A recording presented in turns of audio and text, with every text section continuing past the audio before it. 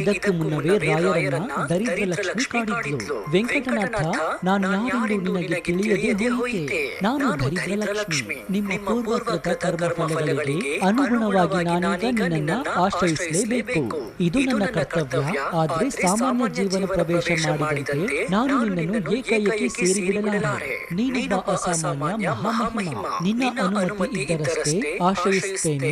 ಆಶ್ರಯಿಸಿ ದರಿದ್ರವನ್ನ ಅನುಭವಿಸುತ್ತೇನೆ ಎಂದು ಕೋರಿಕೊಳ್ಳುತ್ತಾಳೆ ದರಿದ್ರ ಲಕ್ಷ್ಮಿ. ದರಿದ್ರ ಲಕ್ಷ್ಮಿ ಮಾತು ಕೇಳಿ ಮತ್ತೆ ನಕ್ಕ ವೆಂಕಟನಾಥರು, ಸರಿಯಮ್ಮ ದರಿದ್ರ ದೇವತೆ, ಪ್ರಾರಬ್ಧ ಕರ್ಮಗಳಿಂದ ಯಾರು ಕೂಡ ತಪ್ಪಿಸಿಕೊಳ್ಳಲಾಗುವುದಿಲ್ಲ. ಜಗತ್ಕಲ್ಯಾಣಕ್ಕಾಗಿ ಸಾಕ್ಷಾತ್ ಶ್ರೀಹರಿಯೇ ಧರೆಗಿಳಿದು ಬಂದು ಸಾಮಾನ್ಯನಂತೆ ಶ್ರೀನಿವಾಸನಾಗಿ ಬೆಟ್ಟಗುಡ್ಡ ಅಲೆದು ಹಸಿವು ಭಾರಾರಿಕೆಗಳೊಂದಿಗೆ ಬದುಕಬೇಕಾಯಿತು. ಇನ್ನು ನೀನು ಖಂಡಿತ ಬಂದು ನನ್ನನ್ನು ಆಶ್ರಯಿಸು. ಆದರೆ ನನಗೊಂದು ಪ್ರಶ್ನೆ ಇದೆ. ನೀನು ಎಲ್ಲಿಯವರೆಗೂ ನನ್ನೊಂದಿಗೆ ಇರ್ತೀಯಾ? ನಾನೆಷ್ಟು ಕಾಲ ಈ ದರಿದ್ರವನ್ನ ಅನುಭವಿಸಬೇಕು ಎಂದು ಕೇಳ್ತಾರೆ ವೆಂಕಟನಾಥರು. ವೆಂಕಟನಾಥರ ಪ್ರಶ್ನೆಗೆ ಉತ್ತರಿಸಿದ ದರಿದ್ರ ದೇವತೆ ಒಂದು ಮಾತನ್ನ ಹೇಳ್ತಾಳೆ. ನೋಡು ವೆಂಕಟನಾಥ, ನಿನ್ನ ಹೆಂಡತಿ ಒಂದು ದಿನ ಗುರುಗಳ ಬಳಿ ಹೋಗೋಣ ಎಂದು ಕೇಳ್ತಾಳೆ. ಅಲ್ಲಿಯವರೆಗೂ ಈ ದಾರಿದ್ರ್ಯ ತಪ್ಪೋದಿಲ್ಲ. ಅಂದು ನಾನು ನಿನ್ನನ್ನು ಬಿಟ್ಟು ತೊಲುತ್ತೇನೆ ಎಂತಾಳೆ. ಈ ಮಾತು ಹೇಳುತ್ತಾ ಜೊತೆಗೊಂದು ಷರತ್ತನ್ನು ವಿಧಿಸ್ತಾಳೆ. ನಿನ್ನ ಹೆಂಡತಿ ತಾನಾಗಿ ತಾನೇ ನಡೆಯಿರಿ ಗುರುಗಳ ಬಳಿ ಹೋಗೋಣ ಅಂತ ಹೇಳಬೇಕು ಹೊರತು ಎಂತಹದ್ದೇ ಕಷ್ಟ ಬರಲಿ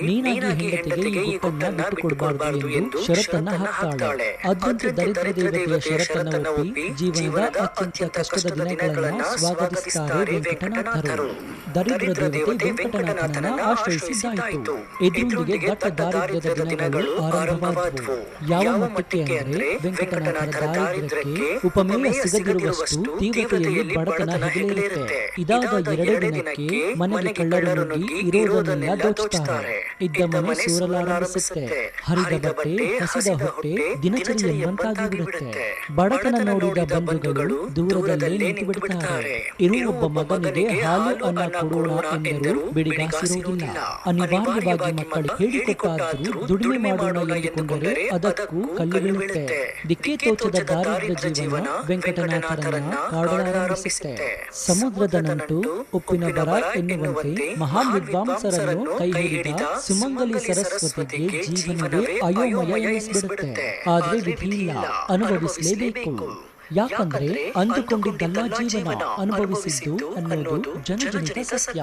ಈ ಮಾತಿಗೆ ಬದ್ಧರಾಗಿ ಗಂಡನ ಕಷ್ಟಕ್ಕೆ ಹೆಗಲಾಗಿ ಸಹನೆ ಕಾಯ್ದುಕೊಂಡೇ ಸಾಗುತ್ತಾರೆ ಸರಸ್ವತಿ. ಹೀಗಿರುವಾಗಲೇ ದಟ್ಟ ದಾರಿದ್ರ್ಯದ ಆ ದಿನಗಳಲ್ಲಿ ಒಂದು ರಾತ್ರಿ ವೆಂಕಟನಾಥನ ಪತ್ನಿ ಸರಸ್ವತಿಯವರಿಗೆ ಕನಸೊಂದು ಬೀಳುತ್ತೆ. ಕನಸಿನಲ್ಲಿ ವೆಂಕಟನಾಥರ ಪರಮಗುರು ಅಂದ್ರೆ ಗುರುಗಳು ಇರ್ತಾರಲ್ಲ, ಅವರು ಇನ್ನೂ ಸರಕಳಿಸಿ ಹೇಳುವಾಗಲೇ ವೆಂಕಟನಾಥ